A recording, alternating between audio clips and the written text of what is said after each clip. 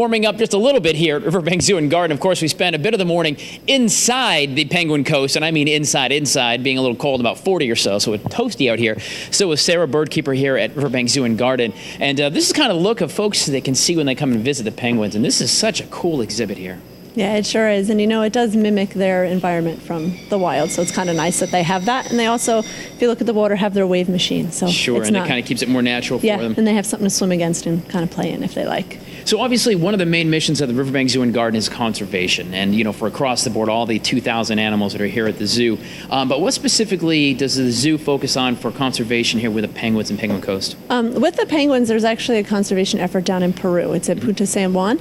And what it is, there's a guano harvest. So what they do is they have people that monitor the guano harvest to make sure. Now, by the way, I want to point out that those of you Ace Ventura fans, you know what guano is.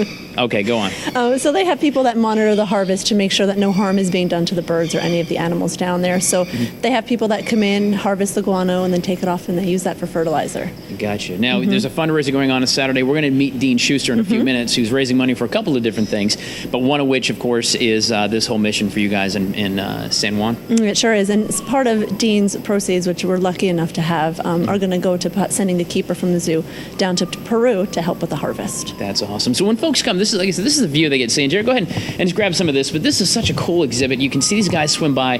They are very avid swimmers, obviously. Yeah, they sure are. And the Gentoos are the ones that are in the water right now. They love to spend a lot of their time in the water, especially when the wave machine is on. When it's on, they usually jump right in and swim around really, really fast and have a good time. Take a bath like that one is right there. Fast is not even the word. These guys whip around. Of course, it's almost like dolphins where they'll jump out of the water and they'll swim, but they will whip around so quick you can't even keep a camera on them. We've been trying to, get some footage, and man, it's tough. Yeah, it sure is. And like I was saying before, these guys can swim upwards of 20 miles an hour. So when they do swim really, really fast and shoot themselves right up out of the water onto their feet. This is awesome. Well, very cool. Penguin Coast here at Riverbanks Zoo and Garden. Of course, you've got the feedings twice a day, and just a lot of great things here to see at the zoo. Thank you so much for bringing us on the inside here on Wild Wednesday. And coming up, we're going to meet Dean Schuster, who, check this out, on Saturday is going to run 50 miles. Yes, you're right. Run 50 miles in about 12 hours or so to help raise money for a couple of efforts we're going to learn about in a few minutes. So, sir, thank you so much for your time this morning. Welcome. Guys, stick around. I'm not going to run. Dean's going to, but we'll talk about that. It's Wild Wednesday at Riverbanks Zoo and Garden on Good Day, Columbia. Guys.